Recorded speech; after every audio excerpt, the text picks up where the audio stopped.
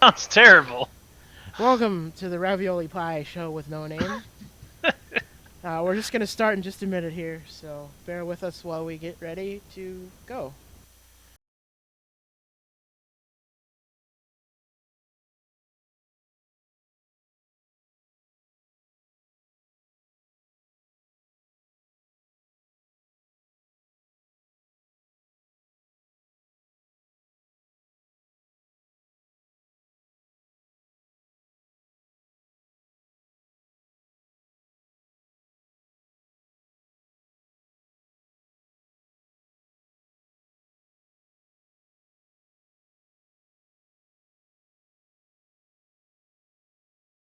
Oh, okay, here we are. Here we are. All right, Yep. There we go. welcome to the show with no name with Rob Fetlog, Rob Log Fett, Jesus. Not that and hard. and Hank Girl Fiona. I mean Fiora, that one. I've done that a couple of times. Fiora, the girl of Tank. The girl whom is Tank, girl whom does Tank. I don't know, one of those things. Welcome to the Sunday Night Show with no name. I cannot hear you, Fiora, if you are speaking. That's because I haven't spoken yet. Oh, well, usually you're not quiet for more than 10 seconds, so I was a little worried. Well, I'm sorry. I figured it would be rude for me to talk with my mouth full. Would you like for me to talk with my mouth full? I could totally do that. I mean, I would do it. That is really not my fetish. Some people are into that. It's not my thing. You gotta know your audience sometimes. I don't want to know the people who watch the show if that's what they're watching it for. Oh, jeez. Sorry, fam. I gotta brush my hair a little bit. Everybody else talk for a minute. The show of long-haired people And also the guy with the beard. and the bearded guy. I do have long hair though, so. Did you just Rob, smack the microphone? I I did just smack the microphone. Good job, doofus. I'm sorry, fam. Alright, so I've got a couple of topics Watching it 15 seconds later is the best part. I know, right? Oh, the best part is I figured out how to record this and actually make it where the sound and audio and everything's linked up. Is I just record the Twitch. There you go. And record the sound off with the separate set of speakers that's not the one you guys are talking to me on. There you go. Thank God for multiple audio interfaces, right? Yay. Well, I have overhead speakers that I've just have basically muted, but the sound's still being played. Speaking of the ability to use multiple speakers, tonight one of the topics we want to talk about is we all have unique setups for our streaming, which is really strange actually because there's not that much variation in streams. So we're going to talk about like setting up for streaming and stuff. So I wanted to start with that because I think that's something that a lot of people don't really necessarily know. Like, what's the beginning of what you would start your streaming with? So, Rob, tell us what you started with first. Let's see, just my tower with like you mean like specific like No, I mean, stuff? everybody presumably you already have a computer. Like, everybody has a computer, right, at this point. So, when you started streaming, was there anything you bought to start streaming with? No, actually. You already had, like, your webcam and everything. That's pretty impressive, actually. I think I did have a webcam. Maybe I bought one, but I'm 90% sure I had one already. What about you, Fiora? Don't tell me you also had all your shit, because then it's going to completely ruin this entire topic. No, I actually had to buy a brand new computer altogether. And then I bought another new computer about 10 months later that was a full-blown gaming machine from hell. Gaming machine from hell. Did you go down to hell to get it, or...? Yes, I made a deal with Satan, aka my subscribers, to get this computer. The Satan Corner Store. I like how your wife knows exactly what you bought, but you have no clue. Well, yeah, because she has all the money. So, my first streaming computer was a Radeon A10 with a 550 Hi, Song Ti. of the Void. Nice to see you here. I know you're big in Fiora streams. Okay. So I had a 550 Ti, a Radeon A10 processor with a stock Radeon motherboard, 2 solid state drives, a regular old fashioned hard drive, and about 16 gigs of 2200 bus speed DDR3. That's what I bought with the first gaming rig. And I was still using like this cheap looking headset has lasted like 3 years. I'm still using this thing's microphone, which is atrocious, by the way. So I guess I framed that question wrong because both of you answered about like physical hardware. I meant like audio interfaces, stuff like that. What did you start with? So first thing that I needed was a microphone. So I have an AT2050 or 2020 USB, which is a really, it's a nicer microphone than most people. I see Fiora petting her snowball there. Hey, Boy, Randa. that sounded really lewd. Came out wrong. you person, you. So Fiora's got her snowball. I've got my AT2020. Rob's using the mic on his headset. Better than my Logitech one. Although before Rob had an Antlion mod mic. Yeah, I started with my Logitech headset, and then I got the Antlion mod mic. But it kind of sucked because I had cords running down both sides of my head, so it was extra, just all sorts of fuckery. And then I got this headset. If you want to, get into... So you're wrong, wife, because I didn't buy a headset to start. I had a headset. We can actually tell you're using a headset mic, by the way. I'm just saying. You should get a better mic.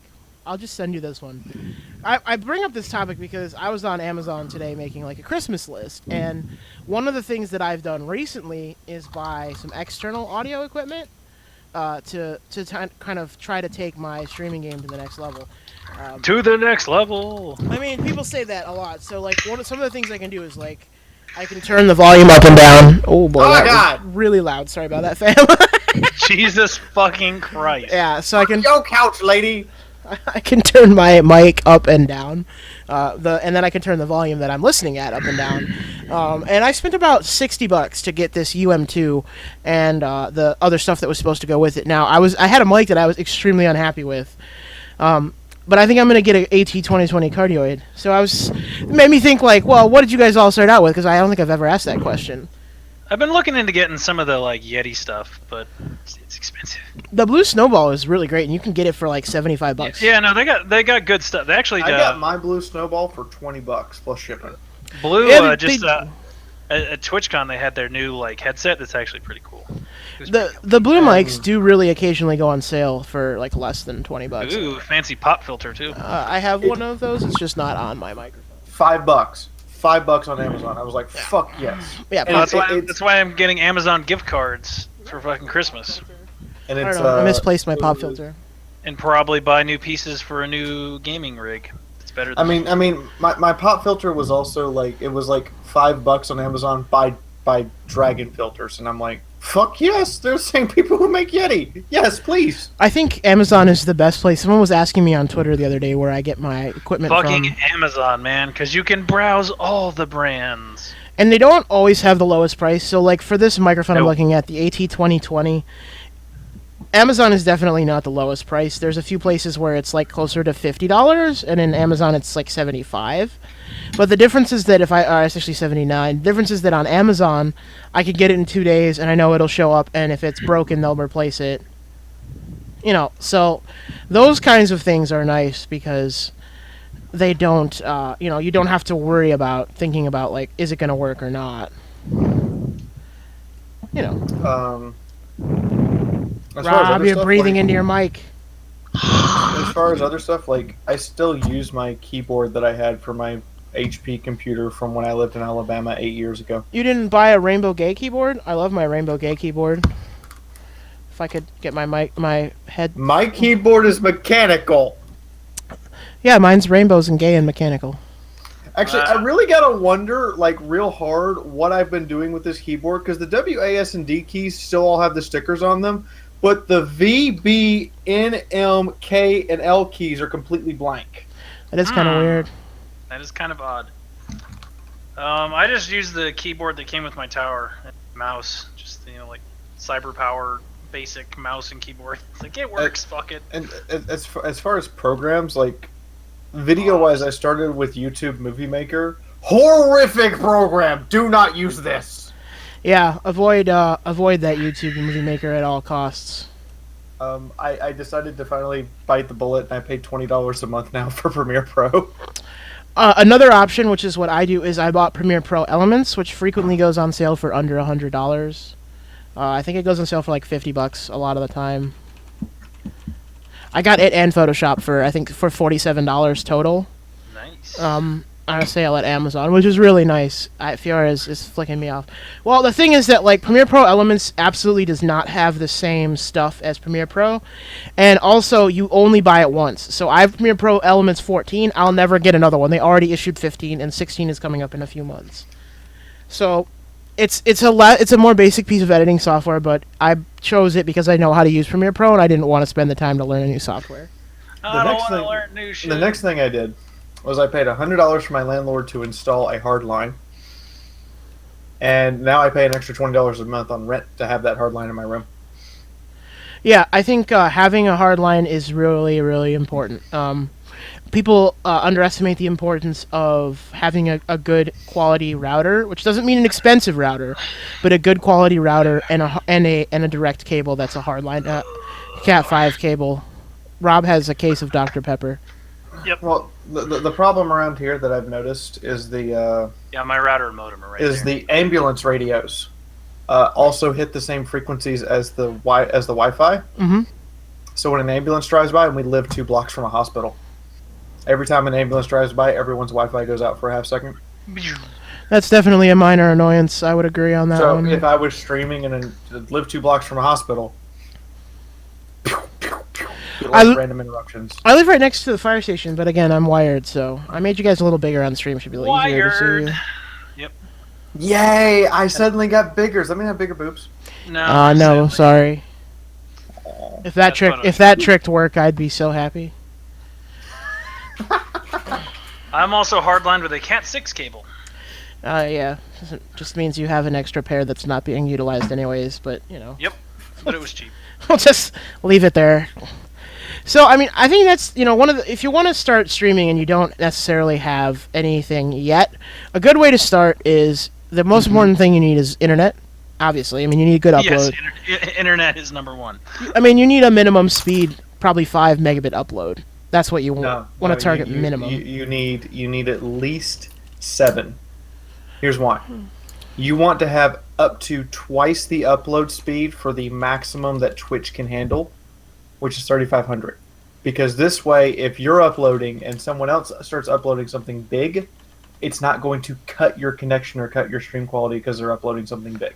So, I mean, we have 5 here and I get by pretty well. But I think Fiora is probably right in the sense that if you can get 7, which is half, that would be better. But I get by all right on 5, and I have for years gotten by all right on 5 upload. And again, when you do lower upload speeds, you're gonna have risks of your stream getting cut. Mm-hmm. Just like Fiora was just saying. I do not use any lights. I don't know if you guys use lights. Rob obviously doesn't, but just right over there's a bunch of studio size lights pointing at me. They're very bright and they hurt my eyeballs. But they make it so you can actually see, because this is normally a very dark room. Yeah, I would like more light. I do have a directional light behind my computer. I just cut it on because I realized it was off. That basically cancels out the light behind me so that I balance out. Always a good idea. I got the directional light a while ago, like when I wasn't even streaming it. I was just still doing videos. But I realized I would need it in order to like control the lighting in the room. Particularly, like I sit next to a window. Yeah. If the sun is out and bright, I need this directional light to control it. Mm-hmm. Yeah, I got a big window right here, probably a 4 foot by 4 foot window. Window lights are nice, but especially in the winter when it gets dark. Like there's a pair of like 4 by 3 or something like that. There's a pair of lights there on Amazon. They are $20 a pop, but 2 lights, 2 big studio quality lights, and you'll never have to worry about it. Like right now, my face is lit really well from this side, but from this side, not as much. There's some dark, space over here. If I had a light to put over there, I would. And something else to consider for everyone is like, what program are you going to use? I like OBS. I like OBS Studio. I know people who use Shadowplay. Shadowplay, I don't hear the best things about, to be honest, in terms of as a broadcasting software. I do hear a lot of people speaking very happily about it in terms of how it performs as a screen recording software. Because Bash uses Infinicine. I've seen Infinicine a few times, and I have to tell you that I don't really understand how Infinicine plans to make money or do anything. Like, I don't know. We'll see. I have to look into that company before I give them any of my information. Put it that way. I like OBS Studio because it uses a lot less processing power, and my preview is up continuously, so I can see exactly what it sees. But you may prefer the old version of OBS for other reasons. I am pulling about 548 megabytes of RAM for OBS right now, and I'm hosting the stream, so I like Bandicam. What is that? Oh man, Bandicam is something else you can use. I know some people who use XSplit. XSplit. XSplit used to be the best because it had the most stuff you could tie into it, but no disrespect to the developers of XSplit, but OBS out XSplitted XSplit, and they made it easier to add stuff into XSplit than it ever was when XSplit itself. Like, I don't like to crap on anybody, but XSplit devs did a good job making a game that was good to start with, making a software that was good to start with, but whereas OBS kept adding features, and then XSplit never did that. And they still are. Like, OBS just released another version of OBS that adds in more stuff. Yeah, InfoScene is good for multiple people. Well, we'll have to give it a try, Jeet. I don't know exactly how they work or whatever, and I don't like to give away my access to accounts without knowing what's going on with the company. And then from there you have to sit down and really work with every single game you play. I don't know if Rob has to do this, but I have to constantly change the sound volume of the game. Yeah, I pretty much just turn all mine down to nil. Yeah, 10% or less usually for me. It's really low. Oh, and if you enjoy game soundtracks, guess what? Not anymore. Not anymore. The thing is, it's hard hard enough to hear you, and then adding in a game soundtrack makes it even worse. And then if you want to repost it on YouTube, guess what? Copyright's gonna slap you in the balls. Yeah. Every fucking time. And you will absolutely get muted. Twitch has gotten a little better about this. They're not actually removing streams anymore. They just mute the audio. They'll just mute if there's copyright music. They'll just mute those portions. So if I play ATS, my entire music audio gets muted. But I don't really give a shit. If there's copyright images, they black screen it. So, in regards to your audio question, I think that's one of the reasons I'm more interested in picking up an external audio controller, a USB audio controller, is that I would like to see if I can have the output coming through a little bit more cleanly than it is right now. But also, audio engineering is something that interests me. So, I'm willing to spend a little bit more money on... That's Bob here. Hello, Heroin Bob, if you're here. But... Hey, there we go. The audio controller would be nice because then I could actually if I want to give a raw reaction to a game, like a first impression, I could do a first impression because I wouldn't have to play some of the game first to see how the audio turns out and see what I need to do to adjust it. Well, I will send you either this one or another UM2 once I get. You don't have to send me one. I'm saying that for future reference, when I finally want to upgrade to have that. Yeah, but sponsors are supposed to do cool shit like that. But sponsors don't have to break their backs for me. Sponsors are not breaking their backs for you. Fiona likes to do that. Sponsors will be happy to inform you if sponsors are breaking their backs. It's weird to talk about myself in the third person. So, I don't know if Rob is. I don't know if Rob has done all of this yet. But the next things you have to do as a streamer is you have to make a Facebook page, you have to make a Twitter account, and you have to make a Steam group. I made Rob make a Twitter. I have a Twitter, and I haven't bothered to make an actual stream Facebook. There goes my voice cutting out. We have a Twitter. Rob has a Twitter, and we have a Facebook for Kitsuga. By the way, guys, please go like our Facebook page. Yeah, go like our Facebook page, people. We're awesome. Here, I'll link it right now. I've got a Facebook group because I prefer it where they can actually talk. We have a page because we're an organization, I guess. I don't know, whatever. Yeah. They told us we had to have a page. Hey, thank you. Yeah. Hey, look, it's Rena. I found she you. looks familiar. I know that person. I totally don't know what you're talking about. That face looks oddly familiar, and I can't quite place. Yeah, Rob has another point. If you have a good cell phone, unlike me, and I'm not allowed to get a good cell phone for another Holy shit! I've only got 9 months of this. I like This- Heroin Bob's yes. honesty as well. If you're a lady, making an Instagram is also helpful. Yeah, it's not. It's totally. My dog has an Instagram. Bear is our Dog mascot. has one. Excuse me. We own Bear. He's our mascot. Oh well, I mean, if that's true, we need to renegotiate my ownership. You want to share for your dog? Exactly. If he's gonna be the mascot, that's me. I have to properly pay the dog. Do we pay him in dog treats or do we pay him in biscuits? Oh my We'll god. take some greenies. Rob's like, cash. Fuck your dog biscuit. Yeah, exactly. Dog biscuits don't pay the rent. Oh, that's great. My landlord will not accept this bag of dog biscuits. W or M? Says, I don't know. that person. I'm reading the chat. I'm very confused. It's W, German. I'm confused. I don't speak German. Let's Google Translate. Here we go. Here we go, actually kids. Gonna open up Rosetta Stone and let it tell me instead. It's probably streamer with a tooth gap, so that would be me. And then W or M, I'm going to assume female or male, so we're going to answer that question the same way I always answer it, which is, yes, my name is Fiona, thus I am a girl. Bear's picky. He only eats. Yeah, that is true. My dog only eats name brand biscuits. Eats name brand Yeah. Like biscuits. he knows the cheap ones, man. He won't eat them.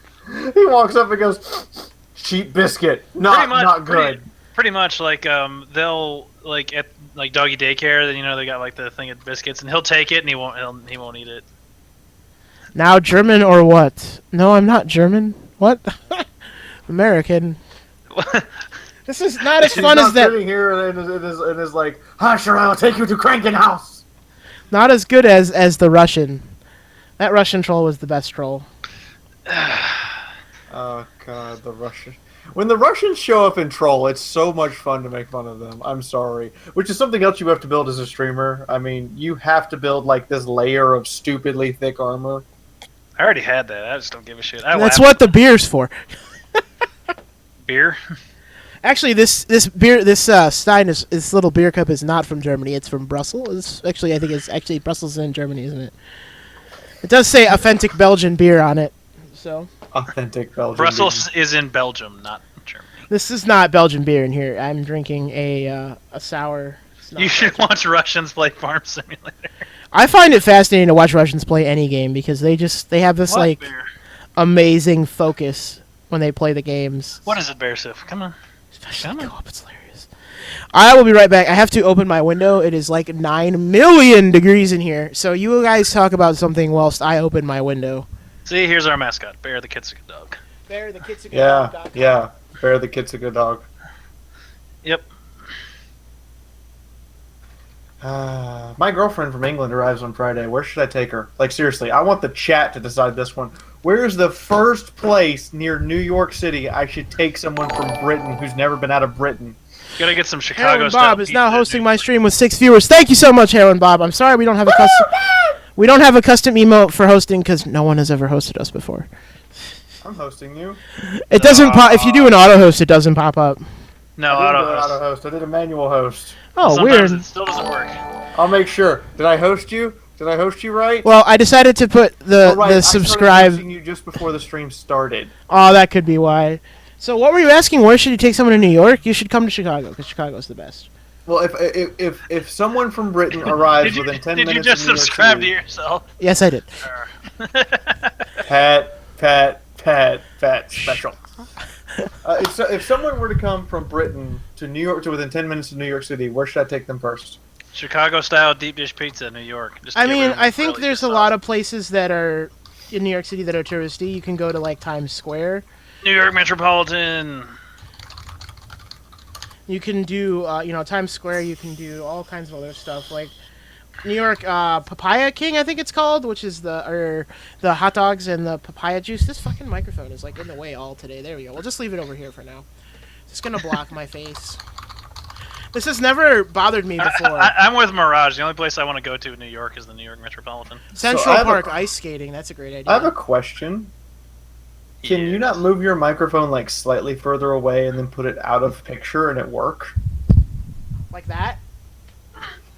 Yeah, we can hear you. Yeah, I mean, yes, I can move it away from my head and put it out of picture and it will work. Actually, we can hear you and it sounds better. Sounds about the same to me. I just prefer the NPR style of literally. Yeah, say she's a radio DJ at heart. Okay, fair I mean, enough. I'll leave it like this. That's fine. Not gonna bother me at all. Are you done fighting, Bear? So, So Mirage, cute. I want to steal your dog. Mirage, you really don't want to. He will whine and cry all day. He is such a mama's boy. He's such a lap dog. It's so cute. Every German Shepherd's a lap dog. What were we gonna talk about on this show, Rob? I don't even remember. We're talking about streaming stuff. Okay, Yeah, so we were talking about streaming stuff. And when we got to programs and building an armor. right. So you want us? I mean, there's three big programs, I guess. I don't have my chainmail shirt. The I'm best sad. way I to don't say it. have Yeah, my where's your armor. set, Rob? And also your It's wall's bad. kind of yellowy. Yeah, it's because of the light. It's white, but it's a yellow light, so. So you've got OBS, right? And you've got XSplit, and you've got OBS Studio, and those are like the three biggest. And then also You can't even download the original one anymore. The original you OBS, you can't. Nah. You can download older versions, but they're no longer supporting it as far as updating it. Yeah. Oh, I should get on to OBS Studio then. Well, OBS Studio's just. I'm sorry. Like having used both, I know that OBS Studio actually just works better for me. It might not work better for you, but it works better for me. Oh, I just resent change, so I just like. They're really pretty much. They're not that different, but yeah, you've got programs which most of OBS is free. Starting, basically you can start streaming basically with almost any sort of rig you have. I use and then what do you guys use for alerts? I use Streamlabs. Streamlabs. Yeah, and then I use Stream Hatchet to track. Stream Hatchet's amazing. There's a paywall to it now, which does suck, but there is a paywall to Stream Hatchet now, unfortunately. And then Rob has a lot more on-screen stuff, and Fiora has a lot more on-screen stuff than we do for the show. But basically, overlays. There's a ton of free overlays online. If you Google free Twitch overlays, they'll show up. also if you do stream on Twitch and you have Twitch, Bob does, and I do. You got the little crown. There's also a bunch of uncopyrighted music that you can play. It's only uncopyrighted on Twitch, so just FYI, it will get you copyright struck on YouTube. But if you're only doing like on Twitch stuff and you don't care about either, you don't want to export stuff to YouTube or whatever, it's a great source to have some sweet tunes to cover up. Like if you have like a coming soon or whatever, starting soon, you can throw up some royalty-free music, so it's not just your microphone buzzing or you moving your chair or whatever the fuck, So lots of cool stuff out there for. That's one of the cool things about Twitch streaming or streaming in general is the buried entry is like here. It's like super low. There's very low. A Twitch subreddit that's very helpful. If you guys like Reddit, if you hate Reddit, I understand. Some people really hate Reddit. I like Reddit. And like Bob talked about this at NicoCon, and I really wholeheartedly agree with it. You're not streaming to get popular. Don't think that's how this works. You're doing it for yourself first, and to have a good time. If you get popular, you get popular. So the hell what? But otherwise, you're doing it because you want to have fun and you want to share your experience. Anyone else eat while watching streams? Every time I'm watching a stream, pretty much, I'm doing something else as well. I always keep the stream on in the background. Streams are great background noise. Yeah, they're really, really good background noise. Like I used to have somebody, and sadly they can't stream anymore because they completely lost their voice.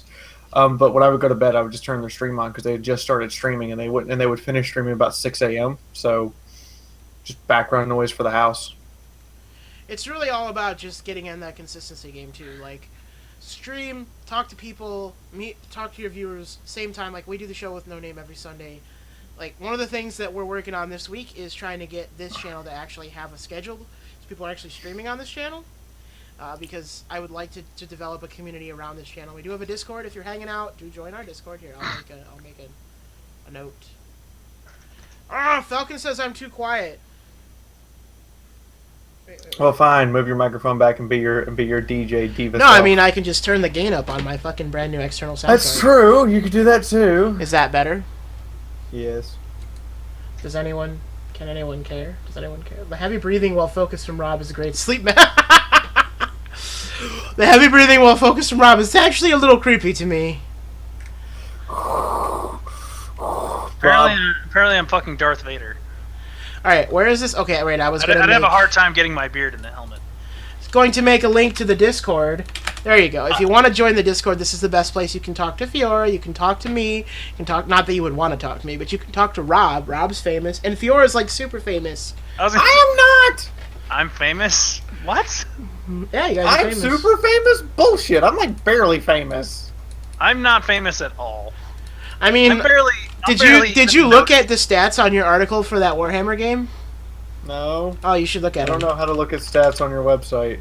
Oh, She can't. She doesn't have the WordPress. really? No. No, she has a login. Oh, she doesn't have the permission, the role permission? Nope. I'll have to look it up. Well, Sanctus Reach did like 800 page views today, so 900 actually. Yeah, because I posted it on Reddit and a bunch of places, so it did like 900 page views today. Yeah, congratulations! You broke your 1,000 page views cherry with that article, because it'll get more than 1,000 in the next couple of days. So that would explain why my Sanctus Reach video from yesterday, Saturday, by the way, is the day I have the worst view rate ever, because everyone's busy and so many other people are putting up their weekend stuff that you're basically competing with all of that. And suddenly I'm like, why does this have 800 plus views? What the hell happened? Yeah, that's why. I also posted your Armored Warfare video to the Armored Warfare subreddit.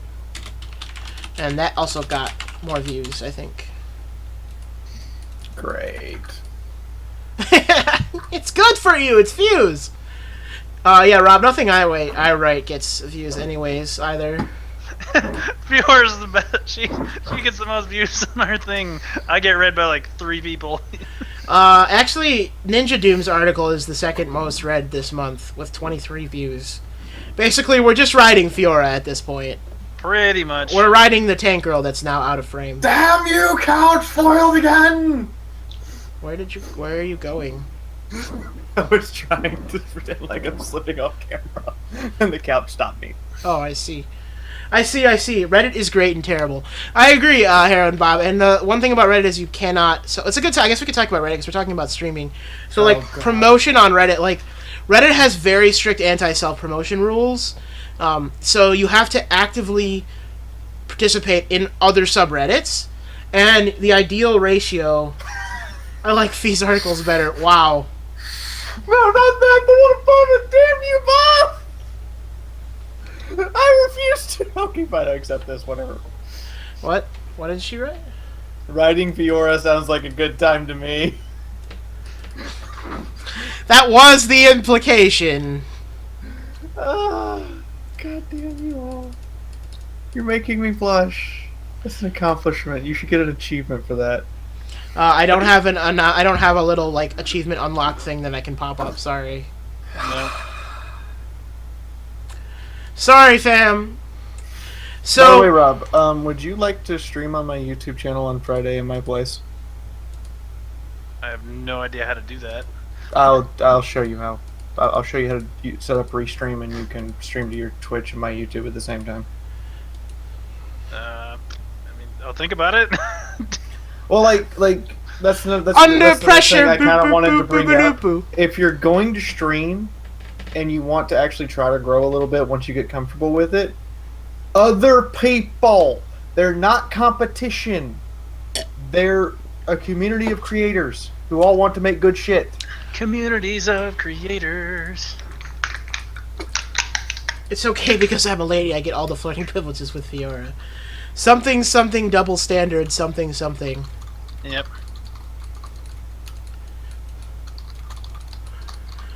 No, we're very grateful to have Fiora writing for us. She's a great writer, and we're very happy to have her.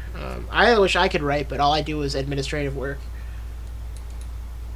Right. So your version of writing is forehead to keyboard over and over again, and look up and go, "That looks good." Unfortunately, my version of writing is what keeps us in games and advertisements. So, sadly, I do not get to do the fun writing. Someday, I'll hire someone to do the shit that I'm doing, and then I can have fun and actually write stories.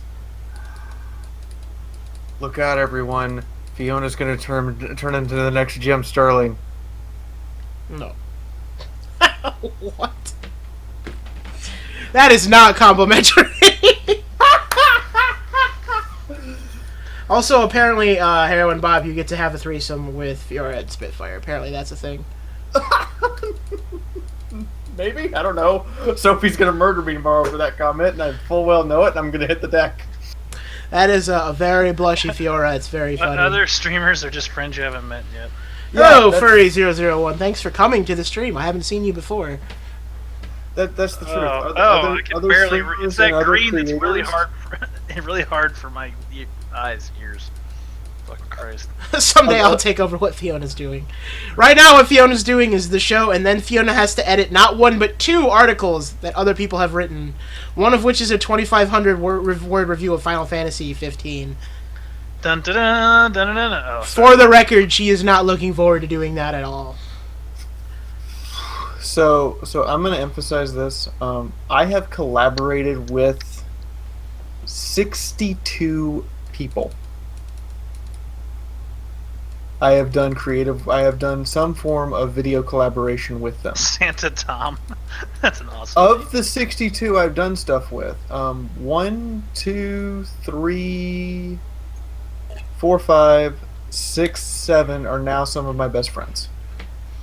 And an eighth one is now my fiance. The streamer community is a great community, and hold on, shameless self-plug, guys. I'm really sorry about this, but we have a streamer network because we want to help build that community. We want to give you guys. We don't want to take your money. We don't want to take your time. We just want to give you guys a platform to interact with other streamers, to collaborate with other streamers, to bring yourself together with other streamers, and create collaborations and friendships and people to play games with. And I'm gonna snip that clip because that's something I want to put up on YouTube as a highlight. And it's fine, Bob. I actually invited you to be in the network with these people because I think they have what? Yeah, you gotta send me some fucking messages because we got 5 sponsored streamers already. I'm a tiny. And I've got. Well. I sent a message to Bob. I sent a message to Headshot, who needs to message you still. I need to keep prodding him sometimes because Headshot's a really good friend, but at the same time, Headshot's really slow to act on stuff. So I have to keep like poking him until he's like, "Oh, okay, I'll do it." That reminds me, Bash. I'm sending it to you right now. That's our streamer contract. I need you to sign that so I can put it in file. Look at Bear laying against the floor like a cat. Really? Yeah. Oh God. Oh wow. You have a giant dog that behaves like a cat.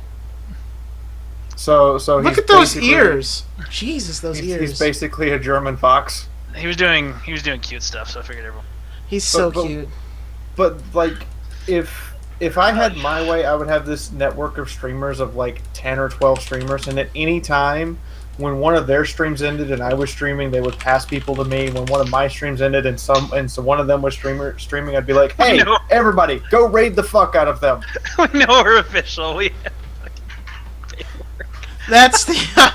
Well, I mean, guys, I'm just protecting. This is why I don't get to have fun, because I have to talk to the lawyers and I have to write the contracts and I have to make sure that everything is picked up. By the way, Diablo Dragon also wants to have a threesome with you and Spitfire. I noticed. We're aware of this. There are a lot of people who want to have a threesome with Fiora and Spitfire. What is going on? I don't understand. That's the curse. I think we found a lucrative side business here. I refuse. Not gonna lie, I have filmed pornography before. Not of myself. On the grounds that I am easy. That's okay. It's still paycheck. Fuck it, can I jump back? Oh my god, we're gonna get banned from Twitch.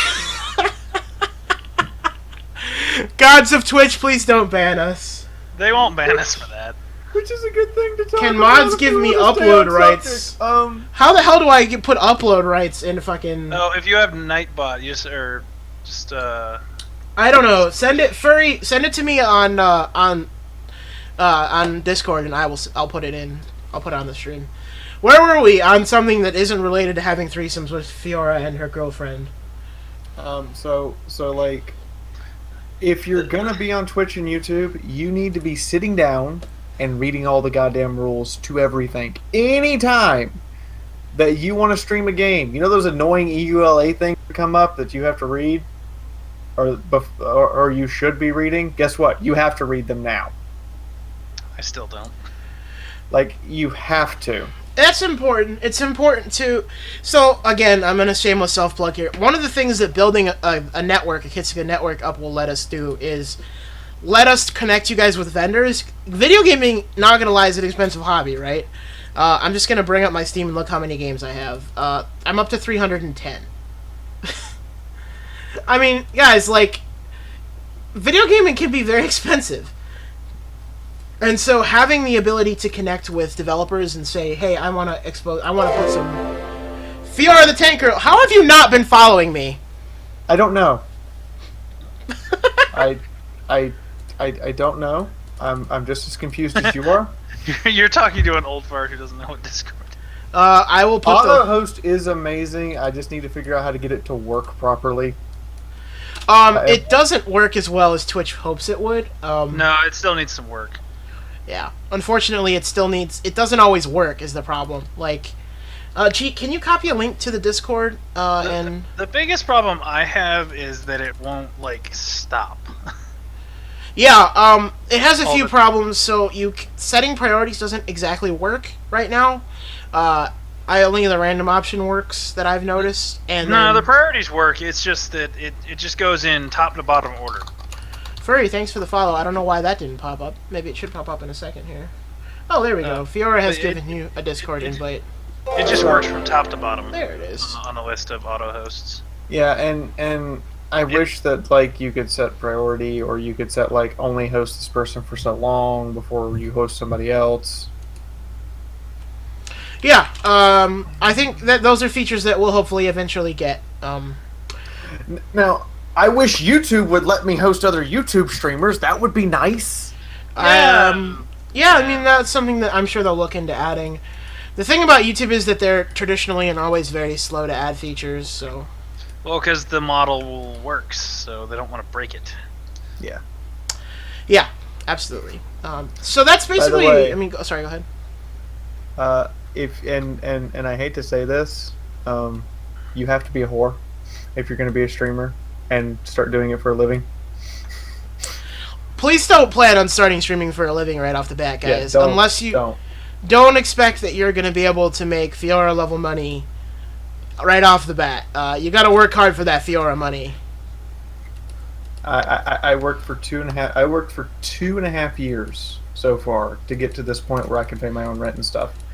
And I've had to pay for things that I never thought I'd pay for. Like, look, I had to pay for a business card. Like, I had to pay an artist to make this artwork, and then I had to pay for 100 copies of this. And then I ended up having to pay for actually 1,000 of them after I started going to conventions. That's why I have a box of business cards around here somewhere. That's why I gave a fifth of my company to an artist, so that I would have an artist on staff to do those things. Make us a business card. She already has, actually. If you didn't know, we actually all have Kitsuga business cards. I knew you guys were talking about it. I just haven't seen it. I thought so yay! I'm going to hand out 2 business cards. Done, done, done. I'm fancy. Fancy schmancy, fancy. If I ever get back out to another con. Oh yeah, we're gonna try to go to cons. You know, that's another thing is, guys. One of the biggest things about getting started and getting moving is like networking. Networking. I was supposed to be at a networking event tonight, actually, but it didn't work out because it's snowing and I had other stuff to do. I had to cook. But, like, networking, or as Fiora calls it, being a whore. Well, it's more a slut, because they don't actually pay you. Or slut, like... you gotta be a slut, because ain't nobody paying shit. You just have to get yourself out there and, like, not be afraid to go emailing companies and saying, hey, I'd really like to stream this game. Can I have a copy of it? And a lot of times you're gonna get a no or not get an answer. Like, alright, Barrow Bob, good night, and I'm glad you sent a message. where is the message? I don't know. Heroin, where did you send the message? Yes, where I do not have a message from you, so... I'm checking Twitter, and then I'm gonna check my all email. the places. And then I'm gonna check all the places. Why do I have all of these places now? Why can't everything be in the same spot? I definitely don't have a Twitch message from you. Oh, it's some... There's this... Okay, well, I'll try to find that later. How about an actual message instead of a whisper? Oh, okay, there we go. Fucking tool bag. Hey, did you just call me a tool bag? That's not nice. I'm not nice. Go. No one's called me a tool bag in a long fucking time. That's like a weird insult. We're showing our age that's still an insult. Alright, you guys talk. I'm gonna send Heroin Bob a streamer contract. So, like, you have to work with a lot of different people. You might find you don't like particular people and that you never want to work with them again. That's fine. It's okay. Then again, you might find people and you're like, you're my new best friend! And that's about how that works out. You have to learn diarrhea of the mouth. Like, someone on your stream needs to almost be continually talking, because the worst thing you can do is be like this. Silence is evil. I actually had to use a 5-second stopwatch to remind me to keep talking, and then I converted it into a program that every 10 seconds goes off with a little pop-up on my screen that says, "Talk now or forever hold your peace, dummy." Yeah, it's definitely something I still occasionally will have. I do try to chat. And you people can help. Yes. Please be helpful if you're watching anybody streaming. I know some people like You people! I don't want to hate on lurkers because they're fine, but like if you want to say something, just speak up. Say Hey stuff. Dylan, thanks for Put the stuff follow. in the chat. You know, like it makes a streamer's job so much easier, and it's much more interactive and more fun for everybody. 'Cause then like you put a joke in, and we laugh and go like, "What the fuck was that?" And you get a conversation going. Yeah. Albeit a 15-second delayed conversation, but it's still a fucking conversation. And also, if you're having a really long conversation with a streamer, remind them what the fuck you're talking about, because it's hard to remember what we were talking about 30 seconds ago. So it's very easy for the streamer to lose track of the conversation. Yeah, and that's a lot of what Fiora does. She hangs out in her TeamSpeak. You guys should hang out in our Discord, not Fiora's TeamSpeak. And she hangs out and talks to the people that are in her Discord a lot, which is, you know, it's good to help with carry conversations. I actually have my Discord set to one hotkey and my TeamSpeak set to another hotkey so I can carry a conversation in both. Because she is fancy. Because I'm crazy. Who is Who these? new phone? Someone is inviting me to play Warhammer 40k Space Marine. What? Yeah, I don't know who Someone's this letting you is. play Warhammer 40 what? Like, there's a the Warhammer old 40k game on your phone? The old Space Marine game. It was a good game, which is something we can talk about on what to stream. Oh yeah. So guys, here's a good category. Break the bottles, burn the corks. Yeah, Dylan's being weird again. Graphic designer's still grounded. No, she's not still grounded. So if you're gonna stream like games, you need to like have a selection of games. Your best bet is not to buy new games. Okay. Also, here's one thing I want to say. If you want to go like, it's gonna sound really weird. It's not totally true, but like the easiest sort of route in streaming possible. Yeah, I put air quotes on that, but you're gonna have to pick one game and stream it 10 hours a day, 7 days a week for about a year. Or you could, if you want to go the most efficient route to the top, that's probably your best bet. The easiest way to do it is to pick the free-to-play games. You can do the World of Tanks. You can do all the free-to-play games on Steam. If you enjoy playing World of Tanks, you're going to be playing World of Tanks every day for 10 hours for the next year. I don't necessarily... How well you do, how badly you do, or whatever. I don't necessarily think more time is better. Like No, because every second you're not on Twitch, people are forgetting about you. He is dead right. You were going to be spending probably 6 to 10 hours a day. I remember back when I first started and I was trying to like build up the stream, there would be times when I'm like, I'm tired, I want to log off, and then the viewership would spike and it would be, okay, well, I guess I'm going to keep streaming for another hour and a half. Well, I guess there's 6 people on. I guess I'm going. I really want to do Path of Exile. If anybody wants to do a Path of Exile playthrough with me. Oh, dude, fucking Pirate was playing that game. Is that the weird physics game? No. Path of Exile is the Diablo 2 killing.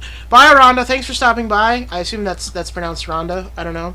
Thank you very much for stopping by. AKA the Mighty Pringles. Rand has been hanging out in my stream too. Yes, Dylan. My name also has 2 N's. F-I-O-N-N-A. My donate button is broken. It doesn't go to anything. If you want to support us, please do it on Patreon. I haven't gotten Stream Tip up yet. I'm working on it. Oh God, really? You've only got the Patreon up? Well, I don't really want Stream Tip for this channel. If you guys really want to tip somebody, please tip Rob or Fiora. Because I don't need the tips. I really don't. She doesn't want the tip, even if it's just the tip. I mean, it's not really true. She wants the whole. Never mind. Shh. Hush, Rob. But Rob is right. You're probably going to be streaming the same game If you every really day want, yeah, if for you want a it to long be, time. if you want it to be easy, like again, you want the most. If you're looking at a graph and you want the most efficient line up to the top, you're playing one fucking game forever. So what do you guys? And maybe you'll be able to break out of that if you get big enough. Maybe some people break out of their molds. Some people It's never just break one out of of 2 that times. You could just do it. I don't care. I made you mod on the stream. You can do whatever you want. Well, when did I stop streaming World of Tanks? It's been a while. I officially kind of stopped streaming World of Tanks in April. I had been streaming World of Tanks for 14 months when I completely switched over to just Armored Warfare as the only tank flagship game on my channel. I've slowly toned Armored Warfare down to like 1 stream a week from 4. But Armored Warfare is still by far one of my most popular streams every week. Period. It takes a while to build an audience because you have to build. It's not about building around the game. You have to build the audience around the idea they're here to see you entertain them, no matter what you're playing. Yeah, I mean, I've had chat with a lot of different famous streamers, air quotes on that famous streamers, about this, and they seem to be kind of equally divided. Some of them say that you really can't be successful unless you stream only one game, and you choose to stay on that one game and you build an audience around that one game, which is a lot of what you did with World of Tanks. But then there's others who say, well, I'm a variety streamer at my core, and so I'm going to stream whatever I want, and why people will come is for my personality. And I think that's something you should decide early on when you start streaming, is whether you're going to do a variety stream or you're going to try to build your audience around one thing. And it's the same with YouTube. Like, there's a lot of YouTube channels. Like, one of my favorite YouTube channels, I'm going to butcher your name, Brava, I'm sorry, but it's Brava Afula, the one that makes If the Emperor Had a Text-to-Speech Machine. Alpha Busa. That guy. I love him. And he only does one thing. That's it. That's all he does. And he's built a huge community around that. And I like him, and myself and Geen are actually on his list of people who may appear on one of his episodes if he needs additional voice actors. The guy has 100,000 subs in like a year of producing animations. And all he does is produce that one animation. He has nothing else he can really do because he hasn't developed anything else. And he's got a few other videos that aren't Emperor Had a Text-to-Speech, and they have like phenomenally less views. So, and the same thing goes for me. Like most of the time, if the game is not Warhammer 40K or Armored Warfare, it doesn't get as many views unless it's something really genuinely good. Like, yes, Dylan, what are you yelling about? By identity. Oh god, I forgot to contact that dev. I'll put on my list for tomorrow. Sorry, Fiora, I cut you off. Please continue. It's fine. Like my streamers wanted me to play Undertale, so I did a little stream of it, and then I started playing it as a Let's Play. By the 3rd episode, I was down to 50 views. My normal view rate on a video is 500 and some change now. So getting 30 views kind of sucks. Or 70 views kind of sucks a lot. And yeah, and I think that it's important to be adaptable like that. And to understand that, alright, I'll give an example of someone that I don't like anymore. So, there's a streamer, Husky Starcraft, who used to make a lot of different variety videos, and then stopped making variety videos and only made Overwatch videos. And, well, now he only makes Overwatch videos, and I don't like Overwatch that much. So I don't watch his videos. I mean, That's the thing. Stuff's also going to be hit and miss, particularly if you're like me and you go with a lot of new games. Sometimes you're going to lose money. Like, I did one of my most successful Let's Play was Battlefleet Gothic. I did a Let's Play of it because it worked better as a Let's Play than as a live stream game. But I'm going to say right now that my ad revenue did not make up the cost of the game. I flat out lost money over it. I said, you know what, fuck it, I'll lose money so long as it's entertaining. And you're going to have to do that sometimes. Like, even if you get big enough to where you can pay your rent, you're still going to be making videos where you come out on a net loss. And remember, guys, that it sometimes only takes 1 or 2 videos to push you up to, especially on YouTube, to subscriber levels that are like higher.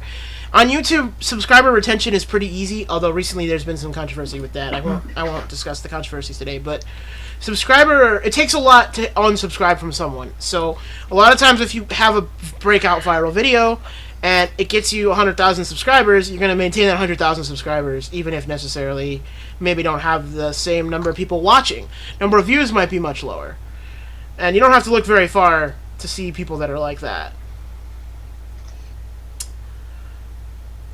And then you have to factor in things like there are outside websites that give better analytics than YouTube. Mm-hmm.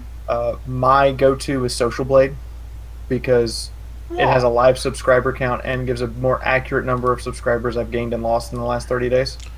Von Holtz, we're talking about how to start streaming, basically.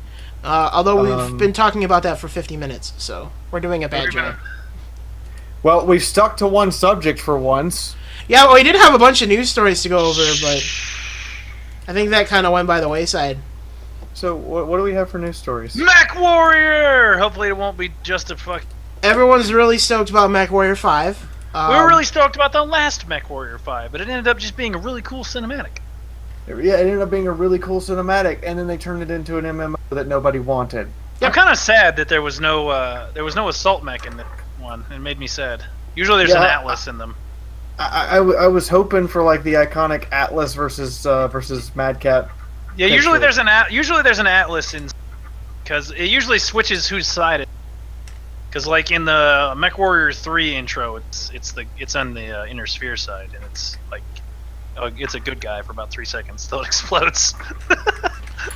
I think that if they make a new Mech Warrior Mercenaries game and if they finish it, I'll be really excited because... Oh, I will be too. If they make a new Mech Warrior Mercenaries, I'm going to say this. One of the requirements for that game is you have to have cooperative multiplayer. Period. Oh my god. Yeah. You have to have it. I want co-op multiplayer and I want arena battles because in Mech Warrior 3... Kitsuga Mercenaries in the 31st century.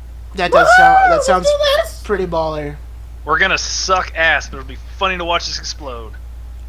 So basically, every game we play except for Fiora and her tanks. You guys in the heavy and assault mechs are gonna suck ass. I'm gonna be running around in a Raven. And I'm gonna be like, can we please shoot at what I narked, please?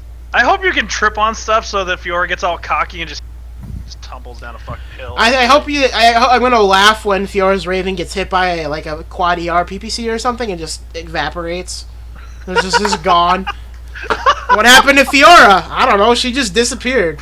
She took an LRM to the leg and she was half speed and then she got shotgunned in the face. I don't know what happened. She was just scouting that hill over there and now she's gone. Scouting that hill and Rob totally sneezed too hard and that large laser ripped my leg right off. Yep. I don't know how that pulse laser was on there the whole time. Darn. Yeah, I hope it doesn't suck. So nobody read my article. Don't say Wayside and not expect this reference. I don't know. Jenny, I didn't post your article yet. I have to post it to Reddit. Actually, Rob, your bitch ass posted to Reddit. Your wife wrote it. You fucking post it. Bam! How about she posted to Reddit because it's her article? Man, you even got the Fiora slap. Rip Fiora in her mech. You know the other thing I want from Mech Warrior Mercenaries that we have never had in a Mech Warrior game? What? I want to drive a goddamn wheeled vehicle or a battle armor. Oh, you just want to drive like one of the tanks? That'd be a cool first mission or something. I would totally get in a Demolisher 2 the entire time and be like, alright, let's do this! Who wants some AC-20? Man, I used to fucking step on those bitches all the time in Mech Warrior 3. Rob's wife just shit on your plans. It's single player only. Yeah, but hopefully, well, see, it's also in pre-alpha state, so Yeah, it's in pre-alpha stage, and I'm telling you, if they do not make cooperative multiplayer mode, it would be that a is going very to be flat down. with the way that games have developed over the last 20 years, and with Call of Duty basically mandatory that every game has some sort of multiplayer in it, it would be very strange if it launches without a multiplayer of some sort. Not to mention, this is coming from the company who owns the license, Piranha Games, and they make MechWarrior Online. So at least making it a two-person co-op wouldn't. I mean, it takes more programming and all that stuff, but it wouldn't be a bad move on their part, because then you can totally get the people that go, dude, you got to buy this game because I want to play it, and then you get another few sales out of people buying it because their friend has it and they want to play together. Or I mean, Speaking of Rob, Vermintide. Pilot and Elemental. Fuck those things. I hate those things. They're so annoying. Rob comes around the corner. All right, I got this. Wait, what's that? It's Fiora and her entire army of elemental pilots. Get him! Run! Those things are those things are always so annoying. You just walk around the corner and be like, because there's always 6 of them, and you're trying to like step on them or shoot them. It's like, god damn it. They are like flies to you. Yeah, I think isn't it 3 mechs a lance, or is it up to 5? It's 4 mechs a lance, 5 for a star. Yeah, I would agree. Four person co-op minimum. 5 if we get to play clans, we should have a 5th person just to have a star. That'd be cool. Man, it will be like that Battle Mech fucking TV show, like from 20 years ago. All right, Rob. What else did I send Battle you? Mechs. Because that's what that was. It was BattleTech, I think was the actual. We had Marvel vs. Capcom. Oh, Marvel vs. Capcom Infinite is coming. I am so excited. So, I did not understand the Infinity reference. Somebody had to tell me that the Infinity reference, actually it was Dre that told me. The Infinity reference is to the fact that the game is going to feature the Infinity Stones as power-ups for all the characters. What does that mean for the rest of us that don't care? Basically, it's going to be Street Fighter with Infinity Stones in it. It's going to be awesome. So, next month on my list that we have to look forward to is South Park: The Fractured But Whole. Yeah, South Park. That I played that at E3. Getting a little weak. It didn't touch me in ways I wanted it to touch me. I'm going to point out that it's the first game that's in a while that's been developed by Ubisoft that they have said will not require the installation of Uplay. Ubisoft has previously announced they are abandoning Uplay. However, that's why Tom Clancy is now on Steam. Yeah. Yep. However, do not necessarily expect them to stick to that. It may be a cost-cutting measure at this time. Yeah. Ubisoft needs that cash before they can jump back into their own. Well, trying to cut Steam out. Dylan, I have to time you out. Don't spam my chat, please. That one. Sit in the corner. 10-minute timeout. I can't. Please don't spam my chat. That's all I'm saying. If you want to write a message, that's great, but don't spam it, please. Yeah, I'm all for the death of Uplay, because hopefully Origin will. True, but I can dream. No, that will never happen. They will never shut down Origin. They will never shut down Origin so long as they have the COD fans to back them up.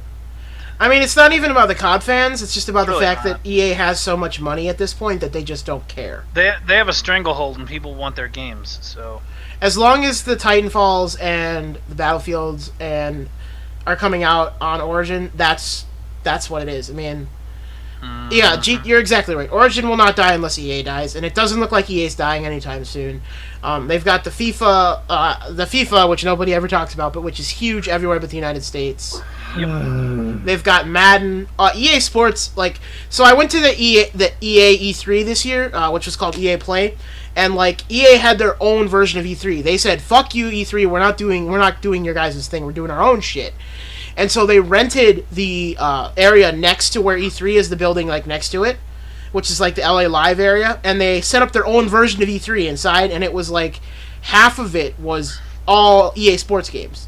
Madden, fucking golf, basketball, whatever. I don't know, I don't sports, but they have all the I really just don't. But they had all the EA Sports games, and during that EA Play event, they had the championships, which were worth millions of dollars, at a live event during that thing. So like, as long as EA Sports exists, as long as they have those licenses, as long as they have Titanfall and Battlefield 1, we're never gonna see Origin go away.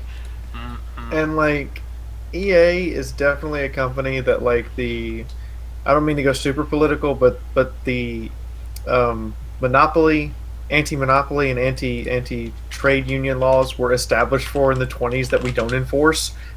EA is definitely a company that is probably in violation of those. I mean, no, I don't think they're in violation of antitrust laws, but they're not.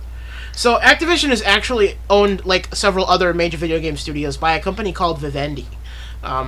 Vivendi is a hedge fund thing. They're publicly traded, and they are a media company. They're French, but they're owned by Chinese backers, just like every major company these days. And they own a bunch of different stuff. They own a piece of Ubisoft. A while ago, there was a rumor about them doing a hostile takeover of CD Projekt Red. They wanted to take over CD Projekt Red. And Vivendi owns the major shares of EA, and so it's not like EA has to worry about what like other companies have to worry about, which is, you know, money. As long as they have Vivendi behind them, it's not gonna. And also, EA. Some people don't know this, but EA is also Activision, or the same company, and Activision is also Blizzard. So, are we sure Dylan is 12? I think so. Why? What do you say? Discord. Have you read the Discord? Is there a? Wow. Have we done horrible things to this 12-year-old? I mean, we should all be. He's a 12-year-old on the internet, so yeah, pretty much. Yeah, I was gonna say we had nothing to do with this. Okay. Yeah. Most companies will walk. Oh, I am in error. It appears that Vivendi no longer owns the majority share of. Yeah, they got bought out by somebody else. After releasing Destiny, which by the way was not only on Origin, was also on Steam. They were listed on the SP 500 after that, so they are their own independent. They are their own independent thing. It's weird because Activision Blizzard is on there, and so is EA. So it's like, huh? You cut out. Both Activision Blizzard and EA are publicly listed on the Nasdaq, so it's a little confusing. But like, I agree that something should, but I really think something should be done to try to help, like, alleviate the feeling that EA is this unstoppable monster who's slowly going to eat all the companies. It's unlikely that they're going to try, because it knows that if there's only EA, they'll lose more than they. I mean, but Fiora is largely right at this, because what's happened in the last 10 years is EA has gobbled up a bunch of little companies. And some of them weren't little companies, like they ate BioWare. Yeah, but BioWare was in a tough time at the time. True. They were having a lot of troubles. I mean, but EA also ate Maxis, which made the excellent SimCity games. They ate DICE, which, you know, makes all of the Battlefield games. They Pandemic. What else have they eaten in the last few months? Mythic, Maxis, all those companies from the '80s that used to be around. Crytek, famous for the Crysis series. Which, by the way, Obsidian had to agree to give EA 5% ownership of Armored Warfare in order to get the Crytek engine, because that's a requirement of the license to get the engine now.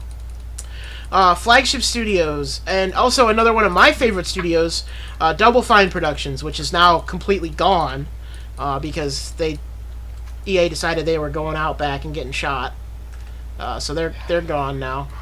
I don't mean to bash or be necessarily mean to EA, but I think that they shouldn't be doing this because it's really hurting the amount of creativity that can go out there, and it's really like you start seeing companies that get eaten by EA, and like as you said, they get took out back and shot after their first game with EA because it doesn't do as well as EA wanted it to. Man, I miss Tim Schafer. If anybody knows how to get in touch with Tim Schafer, let me know, okay? Because I want to talk to Tim Schafer. And you know what? Your fan here, Furry001, brings up a really good point, which is that after the 2008 recession, when a lot of video game companies got into really, really, really bad crises and would have had to go out of business anyways, EA saved those licenses. But now they have all those licenses, and so now it does look like a monopoly. But I think what will eventually happen is that EA will divest. Yeah. There we go, yeah. I was close. Itself of a lot of those ones that are not, or they don't care about anymore, and then they'll just go out to some smaller company will pick it up, and then we might see returns of certain ones. That would be nice. Like, I would definitely like to see a true successor to Knights of the Old Republic. Will never happen, and I can say this with, and even if it does, we'll all hate it.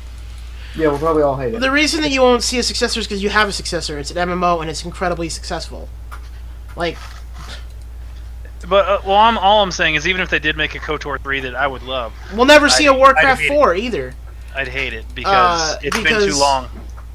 We'll never see a Warcraft 4 because they'll never see Warcraft 4 because WoW is so successful. Like, that's And also, again, even if they did, like, go, okay, if they announced today, we're going to make Warcraft 4, we'd be like, yay, woo! And we'd get it and be like, this is terrible. And you'd say that because... What did you do? You'll have built up such a hype around it, it'll be this unattainable god. It's the same reason Valve will never make another Half-Life game. Yeah, Half-Life 3 won't come just because of that reason. And no matter... If they could give you a gold-plated whatever, and we would still reject it because it's so much hype is built up around it, so much it's unattainable. KOTOR 3, Warcraft 4, Half-Life 3, you'll never see them just because of that reason. They wouldn't make money. And like they made a Diablo 3. God, did they get flack for making the game? But 2 years after the release of Diablo 3, we have an excellent game. Yeah. But the point is, at the time of release, we built up so much hype and expectation because people were still playing Diablo 2. Yeah, and I think a lot of the Diablo 3 hype is the fault of... I've never worked with a community of gamers that are more dedicated to a game than the Diablo people are. Like, Diablo 2 is still a game that people speedrun today. It's almost 20 years old. And then there are some games that like never got to see the light of day that I would have loved to have seen. Like, if anybody remembers StarCraft Ghost. Yep. Yeah, StarCraft Ghost was a casualty of the early '90s or the mid late '90s. Yeah, I remember seeing that shit in Xbox magazine constantly. Yeah, StarCraft Ghost was a casualty of its own problems. I mean, the truth was that Blizzard decided people didn't want first-person shooters anymore, and so they canceled it. Bullshit. I mean, at least part of what was originally StarCraft Ghost eventually would become Overwatch, so I'm not too mad. Yeah, I know that what was part of that engine got used to be converted into what we see as Overwatch now, but I still would love to have played, like, there was like these huge sections of story from the original StarCraft and still from StarCraft 2 that we'll never hear because they were supposed to be built into that game, and StarCraft 1 and 2 were...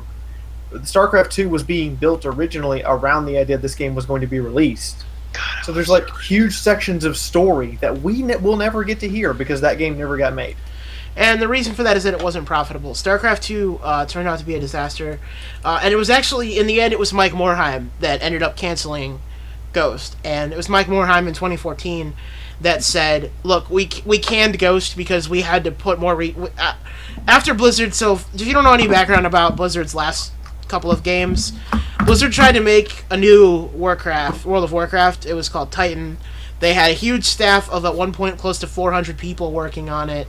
And it turned out, it fell through the floor. It turned out to not work. Mechanics didn't work. The game wasn't fun. And they had worked on this game for like almost 3 years, and it was still not fun. And so they canceled that game 100%. After like years of work with staff of 400 people, they canceled that game. And Mike Morhaime said that at the time they canceled that game, part of the deal was that they also had to cancel StarCraft Ghost because the two were being developed in parallel, and both games had come to a point where they were lost. They were, what do you call that when you, that fallacy where you continue to invest in something? Sunk cost fallacies. And, those things are...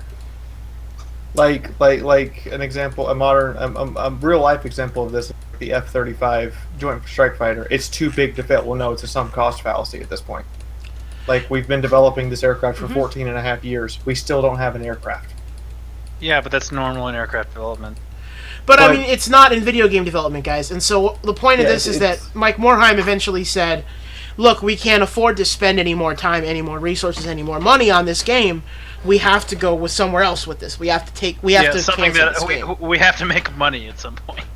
And the thing is, Blizzard at that time was not was not printing money. They had still World of Warcraft, but World of Warcraft subs were on the way down. They had not released the game in a while, and Diablo 3 did not have a recurring cost. At that time, Diablo 3's real money auction house was failing, because that was one of the worst ideas Blizzard has ever had in the history of their company. Yeah, and like, it was a good idea on the surface, but in reality, like, that is the easiest way in the world to crash a multiplayer economy for the most part, is an unregulated auction house where you can charge in-game money or you can charge real money and pay real money. So, Diablo 3's real money auction house they had hoped would work in similar to how EVE's player economy works, and unfortunately they just didn't plan it well enough. Well, EVE's only works because it's a fixed. Plex is always worth X amount of real life. Yeah, whenever Plex gets worth too much money, they have a sale to try to drive it down, and if that doesn't drive it down in a month, they will artificially go in and artificially drive the price of Plex down. Right, and they've talked about this before, about how they artificially modify the prices of blueprints and the supply of things that exist in high-end items.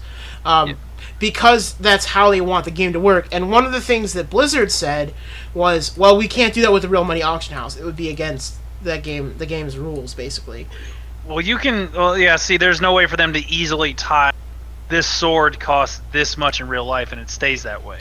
If there's no balance, then it's going to run out of control. Well, so they tried to fix that. They tried to set the gold to dollar exchange rate.